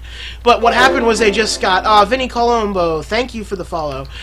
They just ended up getting in trouble because the Chinese gold farmers undercut them. Ooh, Fiora's concentrating very hard on something. Sorry. I think I wasn't sure if her thing froze or no, she was just holding perfectly taking care of something. She was concentrating very hard. Care of business. No, I was. I will fully admit that one of the patron group for my for me on Skype was having a cat fight, and I had to fix that. So I had to tell them to break off and come back.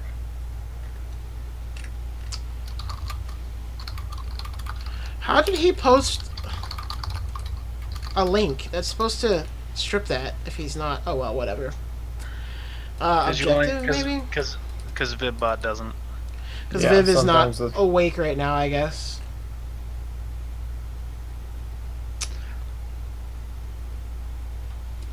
I don't know. Viv does weird things. VivBot has been very sad lately. Not working. I need to find a new robot. If anyone has suggestions for a new robot, let me know. People like Moobot and Ock and Knight. I might check out Moobot. I heard Moobot's good. Shameless self-plug time, guys. You're watching the show with no name on the Kitsuga Gaming Twitch channel. Check out kitsuga.com. Follow us. Join our Discord, which is linked by Rob, maybe? Is it? Hold on. Somebody link our Discord. Boosh! Yep. So, yeah, Discord. Join our Discord. If you're looking for sponsorship on your streaming or YouTube channel, we do that too. Yeah. And now we can talk about the next news item, which was, I believe, what was after Marvel Capcom Infinite. I hear a door being knocked on. It's Crackdown 3 will be a launch title for Scorpio. Crackdown 3 has a release date, guys. Unbelievably. Maybe it won't suck like Crackdown 2. The game that never seemed to have existed. Development hell. It finally escaped. Yeah, I mean, I don't think that it was ever going to be stuck forever because it is a Microsoft Studios game. So, sure seemed like it. Dylan, I should qualify. Please do not apply for sponsorship unless you are 18. or you'll have to have your parents sign the sponsorship agreement. Yep, just like if you get partnered under 18, just sign it. Space Hulk Deathwing comes out Friday. Yay! Oh, is it Friday? Hopefully we'll It's get Friday. our copies It's of it. fucking Friday. Hopefully we will get our 2 review copies of it, guys. I do not have... Rob, I will buy you a copy if not, but I'll be out of pocket. I'll be in New Orleans. I already have a copy. I can buy a couple more if we need them. Oh, cool. Okay, good to know. I will make you spend also- all the money. Also, in other news, a Warhammer 40k game that's been incredibly quiet for like the last 7-8 months since E3. Warhammer 40k Inquisition of Martyr. It's Diablo 3. Inquisitor Martyr, yeah. Inquisitor Inquisitor Martyr. Martyr. It's Diablo and Warhammer 40k, yes, but they just released a new gameplay trailer 2 weeks ago. Yeah. And then they'd only released it on their own YouTube channel. They didn't tell any of the game companies or anybody till this week. They don't have a they've done PR company working for them. Yeah, they don't have a PR company working with them, but they like it took them a while to get it out. Also, Slytherin Games has started releasing preview copies, like we were talking about earlier, for Sanctus Reach. So there's all the Warhammer 40k games I know of that are coming out. Oh, and then there's Ravener too. Or not What is Ravener, Ravener? Eisenhorn. Eisenhorn is already out, and Eisenhorn is garbage. Yeah, that one's garbage if we want to talk about bad 40k games. It's a mobile game that's not on mobile. Even for a mobile game, it's terrible. It's really bad. Don't play it, people. It made me cry. Sanctus Reach is very cool. I was watching Fiora stream it on Saturday. It does literally just look like you're playing tabletop, but with like less tape measures. Without the tape measures and the dice are rolled electronically, sure. And the miniatures, when I like zoomed in on them and took a look, and I'm like, this is like shell shaded. That's so hard to say for me for some stupid reason. Cell shaded. This is like cell shaded painted miniatures. That's exactly what the graphics look like. They look like they took painted miniatures and cell shaded them and put them in the game. And I'm like, they probably did. They just went over the heavy metal team and just scanned them all in. The only more authentic tabletop experience you're going to get is if you use Tabletop Simulator and play it in Tabletop Simulator. Nobody heard any of that. Oh, God. Sorry, the only more authentic experience you're going to get for that is if you use the Tabletop Simulator mod for Warhammer 40k. Oh, I just brought over the rest of my 40k. I just brought over my 40k models, too. Forgot about that. What else is there going on? They're in my house! Rob, what else do we have in the thing I sent you? The thing she sent me. We sent talked you about Mech everything. Warriors, so we can skip that one. Yeah, so Crackdown 3 Scorpio launch title, guys. Crackdown 3 is one of those really strange games. It's going to be PC as well, but Is it was going to be announced 3 years ago, and we haven't really heard much about it since. Like I said, it was stuck like in hell.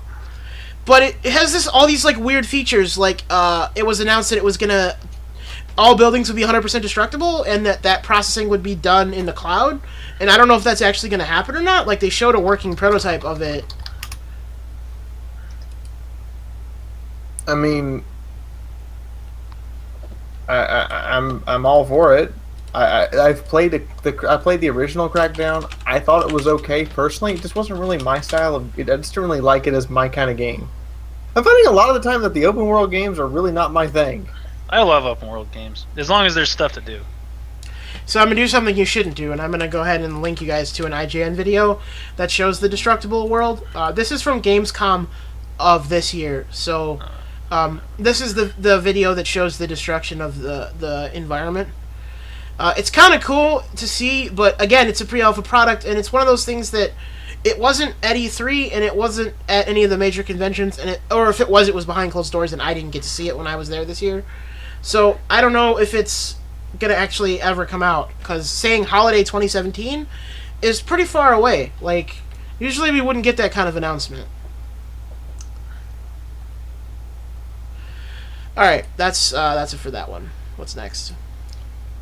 Do we? I'm trying to think. The Game Awards, guys. The Game Awards. Oh, yeah, the Game Oh God! Those happen on Friday as well.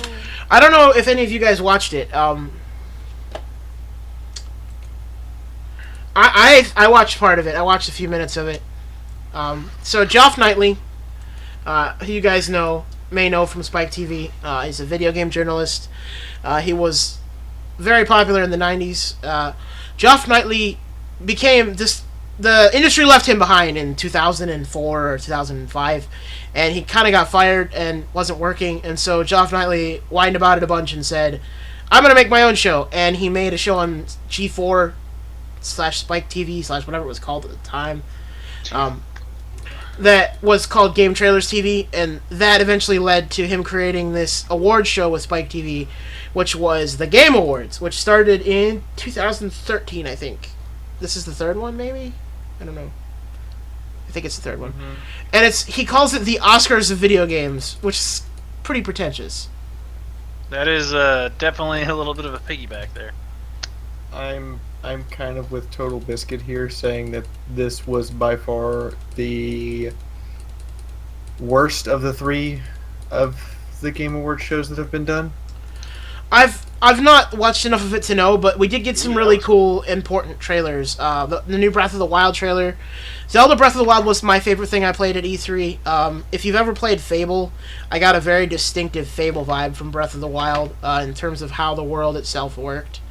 While still keeping that classic sort of Zelda dungeon feel, the open world elements felt much more Fable-y, if that makes sense. Maybe it's Fable-y. LOL. I don't know, it's just like, that was announced. What else came out of the... Oh, there was a new Space Hulk Deathwing trailer that had 17 minutes of the campaign. There was a new trailer for my favorite game, which you guys can watch if you want to check out our YouTube channel. I did a breakdown of the new trailer for Lawbreakers, which I love, but no one else does. Hopefully it's faster. That was my one complaint. It just Rob, wasn't fast. do you hate that game yet? What, Lawbreakers? Yeah. No, I bugged Bosky to tell me when they were going to have a new beta on Twitter. We're really good friends with them on Twitter. I have to email Rachel and be like, hey, can we get some... they're always really responsive. Like, when I will send them tweets. Like, Is Vinny literally trying to sing Smash Mouth in the chat? I think so, yeah. I'm just kind of That's ignoring adorable. it. That's adorable. That's what I said. It's class to go Smash Mouth. I love the Wikipedia article for Geoff Knightley. It says, Geoff was involved in the Video Game Awards for many years. When it was canceled in 2013, he created his own awards show. Because he needed money. He was just like, fuck you, I'm doing my own thing now. To feed his cocaine habit. I'm gonna be nice and just say that the Game Awards show felt like a giant game trailer for the game industry. Well, I mean, that's what it is. Well, that's what it is. Every It's award show designed to be... So, in the same sense that the Oscars are a sort of a love story to movies, the Game Awards are meant to be a love story to video games. All award shows are meant to press to the thing that makes those money. Oh, and did you guys see the new trailer for Kojima's new game? No. Yes. Not really. I still haven't met Kojima. He's like the last real video game personality I have yet to meet. Someday I'll meet him. He's amazing. I met Reggie. I've met a lot of video game personalities in the last 2 years, but I have not met Kojima, and I want to meet Kojima, though he was at the PlayStation 4 party, and I touched him. I didn't actually get to meet him. Yes, I fangirled at Kojima. He was up on like a little dais, however you say that, getting interviewed, and I just like reached up and touched his leg, because I was fangirling pretty hard. He was like, oh, God. Bad. The security guys were not pleased by that, no, at all. I was pretty drunk. I've told this story like 100 times on stream, but the PlayStation party was like obscenely ridiculous. Does it say he started his own with blackjack and hookers? Basically, that's exactly what happened, Jeet. Is he pulled a bender. Pretty much. He did pull a bender. FX helped him. How it'll work out in the long run, I'm not sure. But... FX helped him out, but he pretty much just said, I'm going to do my own shit, fuck you, bye. Boys, you weren't kidding about this Crackdown thing. They are literally blowing buildings to fucking back. Yeah, it looks really cool, but like, is it gonna work? Is it gonna be I'm gonna be really annoyed if I just blow skyscrapers and like, okay, time to go in and do the mission. I walk out, the skyscrapers are back. Or yeah, Man, or like the Tokyo Police Cataclysm Division must work here. Man, make a Tokyo reference. I don't know. It's just Mega Tokyo reference. My face one. All right, Fiora is making serious face. What's the serious face? Just fixing the problem. Anyway. Fuck your problems, they will be fixed. No, There were some awards like most creative game direction, and all of the nominees were first person shooters, and I'm like, huh? I mean, I think it's pretty obvious who they're trying to appeal to, and that's the COD crowd. I can't really blame them for that. You go where the money is. Right, and that's the COD crowd. And First person to shooters me, are what makes money right now. to me, I'm gonna be straightforward. If you were a sponsor that offered me money as sponsorship, I'd be like, get out. Like, I wouldn't accept it because to me, like, creating content, if like creating a video game especially, if you want to make something good, you need to not worry about where the money is and worry about how you're going to make it after you make something good. Well, I mean, the best games in the last 5 years have all been created without the objective of getting money. Things like Undertale and things like The Last of Us and things like Minecraft were not created in the pursuit of money. They were created because the developers love video games. And they wanted to create something that they could use, they could make that was great. The real problem is that devs love to make video games, but then there's publishers that are out to make money so they can make more video games to make more And money. I have a dear friend who we interviewed when I was at Broken Joysticks who works in a AAA gaming industry. Her name is Josie. She actually gave a really great podcast. I'll have to dig it up sometime and find it. But Josie's been working in AAA games for her entire life. Her whole adult life, she's worked in AAA gaming. She's an artist. A visual effects artist, VFX artist, and there's usually only one or two VFX artists at an entire studio. And so, like, she's worked in AAA gaming for her whole life. She's moved around the country to keep her job in VFX, in visual effects, and, like, she talked a lot about how a lot of times publishers will tell developers, your game is publishing on this day, whether or not it's done. Mm-hmm. And that's a shitty way of going about it. But it's the way that it has to be because, well, think about it this way. If you give a dev unlimited time, they'll never release a game. I know. I know. But if you... I'm not saying it's perfect, but I mean, in the real world, people will just keep working on something regardless of it being done or not done. Oh, I know this. Like, some of my own videos, I'll work on them for 6 or 7 hours and be like, am I sure I want to hit the render button yet? Am I sure I want to hit the render button yet? Because I'm a perfectionist, and I'm my own boss, so I have to keep reminding myself that eventually, you need to just hit the fucking button. And if there's something you don't like, you can go back and redo it.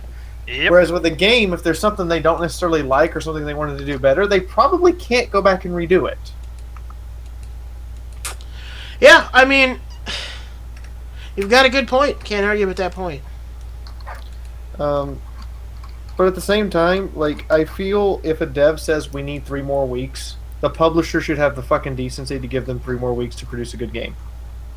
The focus should not be on can we make money off of this, even if you are a publisher. It should be can we make money off of a good product?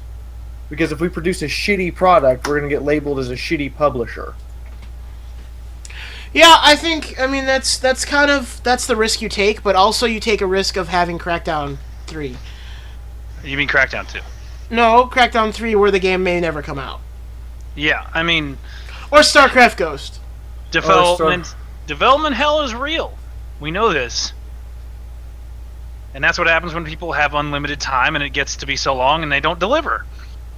Or development hell is real when people run out of money, and that's reasonable. I understand that, but there has to be some happier medium we can achieve instead of, like, I know for a fact that one of the Obsidian devs I talked to about Armored Warfare yesterday, he has not been home in 3 weeks. He has not been able to go home in 3 weeks. That's pretty standard for when game it's devs. Yeah, like, understanding that working in video games is not fun, guys. I worked in video games media for a year and it's not fun. It's not fun right now what I'm doing. I am making business decisions and doing business operations instead of writing articles. All I want to do is write about how much fun it is to play video games. But in order to do that, there are required administrative things that need to be done. Now, someday I'll be able to get someone to do that. It's weird it just said you joined the chat again. We need a secretary. I mean, eventually we need a business manager, but we're not to that level yet. And so the result is that, we have to wear a lot of hats. Rob wears a lot of hats. Rob is our primary streamer. Rob also writes a ton of articles for us. And Rob does his own PR. Like, and no one reads them. Oh, wait, I don't have feelings. I read them. No one reads my stuff. Like, come on now. Fior's the only one. Fior and my wife are the only people. I read it because I understand it's beneficial to us as as you being my sponsor, but I also read it because like it's like, ooh, MechWarrior 5 Mercenaries announcement. What the fuck? Or what was one of the ones yesterday? whatever that one. The Marvel Guardians of the Galaxy. I found that out when Fiona put it up. I'm like, wait, that's a thing? I scooped everybody on that article because I happened to be awake in the morning when the PR release came in, and then I put it on N4G and they got mad at me, so I have to not get banned from N4G. That's important. What's N4G? It's where a place to park articles that it's like a Reddit for video game articles. Yep. It's Yeah, just as bad as Reddit, to be honest. It is really, yeah. It's kind of like Reddit, but just for like video games articles. Mm-hmm.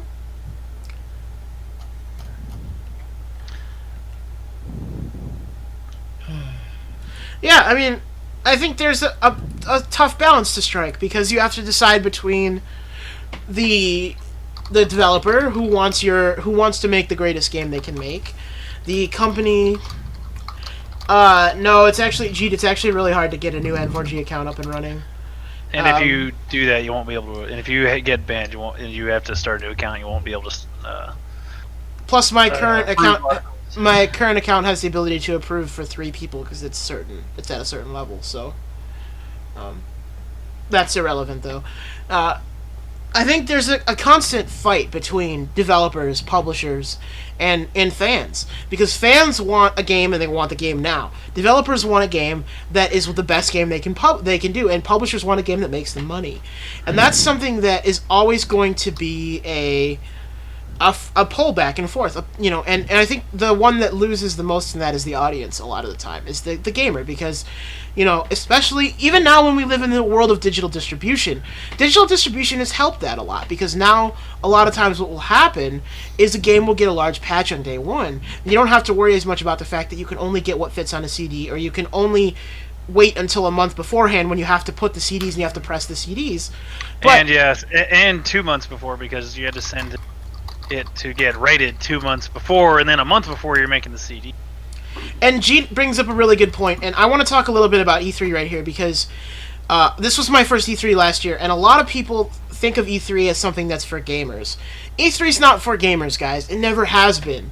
And Nope. While we may someday see something like E3 for gamers, I'm down. E3 is for people that are investors and for people that are buyers. It's a trade show. It's not a convention. It's not that's PAX. PAX is a convention. Like, PAX is where you go if you're a fan. E3 is where you go if you're in the business of video games. And that's the difference between the two of them. And you can see the difference because when you go to E3, it's about product. When you go to PAX, it's about experience. Yep. And I can highlight this difference in other convention style things, like if you wanted to say like My Little Pony, because I'm on BabsCon staff. If you go to BronyCon, it's there for the artists, it's there for the show itself and all that stuff. If you go to BabsCon, you go to BabsCon for the experience, because BabsCon's going to deliver a unique experience using its mascots. It's 2 different things. It's always the professional versus fan conventions. You see this in the anime world too. I go to Anime Expo every year. Anime Expo is an industry convention. It's all about the industry showing off to potential buyers and potential clients.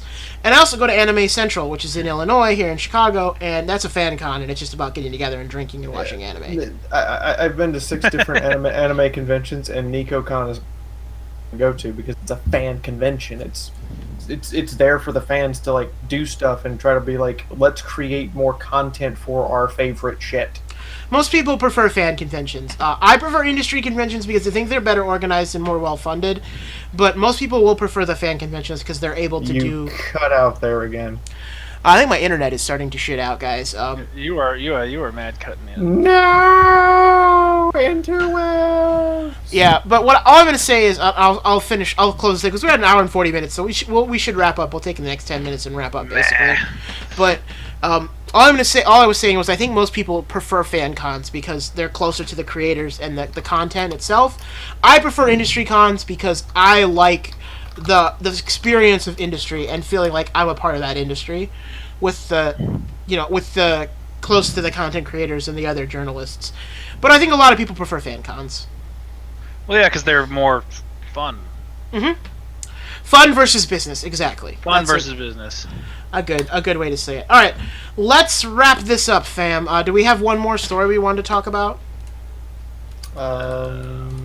There was Bulletstorm Full Clip Edition. Oh, I wanted to quick say that during the Game Awards, one of my favorite games of all time, Bulletstorm, got an announcement for a re-release. It appears to just be a straight re-release, but it has multiplayer, co-op multiplayer. We should definitely do. Is this Bulletstorm Full Clip Edition? Yeah. Yeah. Yes, I am. Guys, I am talking about Anime Expo in Los Angeles. Yes. It's Duke Nukem's Bulletstorm Full Clip Edition. Yep. Yeah. It has a Duke Nukem mode. It has a Duke Nukem mode, yeah. What is Duke Nukem mode? It just replaces the main character with Duke Nukem. You mean with 90s super masculine? Yes. That's gonna be hilarious. And wow, If there's not strippers added in, then the requirements to run this game are: do you have a computer that's 10 years old? Well, it's a 10-year-old game, so... So I played this game in my freshman year of college, guys. That's how old this game is. What, Bear? What? But it's from a studio that I really like, People Can Fly. I don't know if they've done anything else. Ouch. They've done Bulletstorm and Painkiller. Yeah, so Gears of War Judgment. But People Can Fly is a Microsoft-owned studio, and they just kind of hang out, so... You know, I like them. I liked Bulletstorm a lot. Full Clip Edition. Rob and I will be doing Full Clip Edition, and Fiora, you can come too if you want. There we are. I would gladly join in, but I also want to comment that the game that People Can Fly has done that I really liked is Painkiller. Painkiller was fantastic. And that came out when I was a kid, so it was part of the experience for me was also sneaking into my parents' room to like play it when they were out of the house, because at the time they wouldn't let me play anything M-rated. So there you go. Duke Nukem on DOS mode. Oh man, I remember those days. I think Painkiller definitely deserves a remake. I think that's something that needs to be done. It's too old to be profitable to remake. You might be right. It deserves a proper spiritual successor, damn you. We'll Well, see. Bulletstorm is the proper spiritual successor to Okay, Painkiller. It's not also- as ridiculous, but it's pretty damn close. Is it not the spiritual successor to Duke Nukem anyway? Kind of. It's kind of in the same vein as Duke Nukem. I mean, does Sort of. Duke Nukem have we have Duke Nukem Forever, or are we just not going to talk about Let's not talk about that? Just going to pretend that didn't exist? Okay. No, Just gonna- we're gonna pretend that didn't exist. Just gonna shy away from that now. All right. Well, guys, like always, this has been awesome. It's been great hanging out with you guys on a Sunday night. Thanks for coming by. Thank you for the subscribers that subscribed to us tonight. I believe there were 3 of you. Let me go back and look. Actually, Furry001, Diablo Dragon, Dylan9545, Van Holtz, and Vinny Colombo. Thank you guys for the subs tonight. You keep the channel alive. Please consider visiting the website, www.kitsuga.com. Whoops.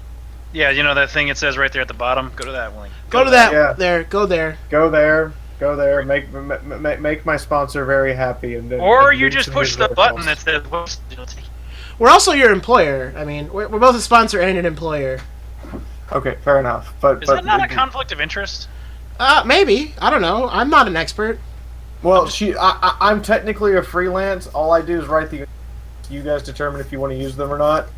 That's true. Like you guys, like I could publish an article and you guys could be like, no, take that shit down. I'd be like, okay. That is true, so... Actually, for the record, I'm the only one that gets to say that. I have final jurisdiction on all matters editorial. I'm gonna make sure I put up something that's really bad one of these times just to... Fucking Y'all hate can you, read it Rob. later. Crap 101! So this is Rob Logfett and his freaking dog, Bear, our mascot. Look at that cute fucking dog. God damn it. You can you can check them out at Rob Blockfett on Twitch. The cute girl next to the cute dog is Fiora the Tank Girl, who you can find at the link that she's gonna put down there. Did you link to the Twitch channel that we're on? You did. I copy. I hit copy, and it's like, no, I'm not copying. They already are on that channel, Fiora. If you're not watching that channel and you're in our chat, please explain to me how you did that. Because that's really kind of cool. Explain to me the ninja computer hacker you are. Or do you actually work at Twitch and can secretly give me and Rob sponsorship contracts? Which one is the dog? I am the dog. No, actually, I'm the fox. We still need to do a bear stream. Yeah. Really. We need to make a bear stream. Set up a bear cam. You know, I could put head cam on Bear's collar one day and just let him run around with it, and it could live stream to your computer. All right, guys. Thanks for watching. That's to be it for us for the night. Anybody got any closing words? Check us all out on Twitch because we're awesome, and you get to see more of the beard and the awesome tanker. I don't know which side I'm on because I changed up my whole. You're in the middle. I stream too sometimes. I have a Twitch channel. That way, I think. Is that the right way? I don't know. I'm not sure. I can't tell because I'm below. I think it's Your right is where I am. Your left is where Fiona is. All right, fam. That's enough of this nonsense. Good night.